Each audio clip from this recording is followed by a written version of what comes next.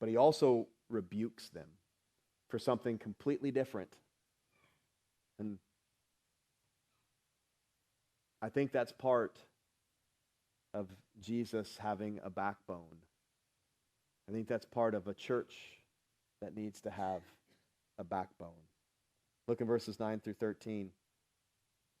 All too well you reject the commandment of God that you may keep your tradition. For Moses said, honor your father and your mother, and he who curses their father or mother, let him be put to death. But you say, if a man says to his father or mother, whatever profit you might have received from me as korban, that is a gift to God, then you no longer let him do anything to his father or mother, making the word of God of no effect through your tradition, which you have handed down, and many such things you do. So Jesus moves from refuting the truth behind their accusation to rebuking them for a completely different sin. And we need to understand, when we read that, it's like, what exactly is he talking about? What is this gift to God and honor your father and mother? And so this is something that was almost exclusive to the priests. And what they would do is if they had earthly possessions, and they had parents that were in need. So when he says Moses said to honor your father and mother, it was expected of a person, and really should be as expected of a person today, that if their parents, as they age, as they get older, if they're in need, that the children then take care of those parents.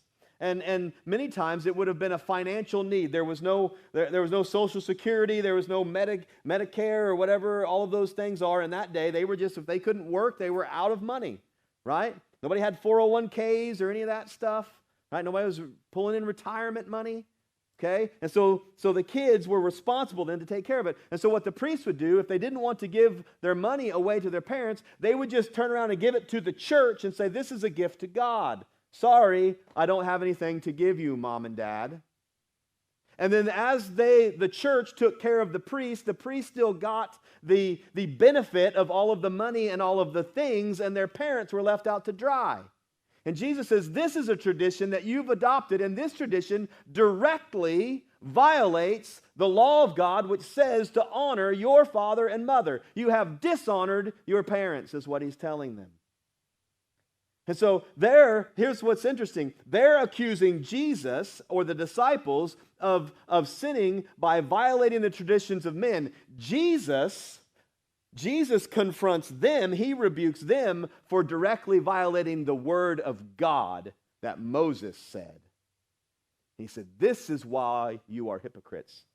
I was reminded this week, it's not in the notes, but I was just thinking about it this week, about the whole idea of removing the plank from your eye before you go get the speck out of somebody else's eye.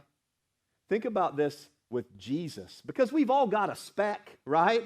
We've all got it. All of us, we have specks in our eyes. We're all sinners, right? Jesus, though, no. So they try to create a speck in the eye of Jesus, and he pulls out the biggest log in history out of their eye. Right? Like he's like, oh, you think there's a speck here? How about this giant log? Right? How about the fact that you don't even love your own mom? That's what he's saying. You don't love your mom. And you say it's okay. And he directly calls out their sin. And again, sometimes, even as the church today, we're afraid to do that. We're afraid to directly call out sin. We don't want to ruffle feathers. We don't want people to leave. We don't want to be seen as judgmental.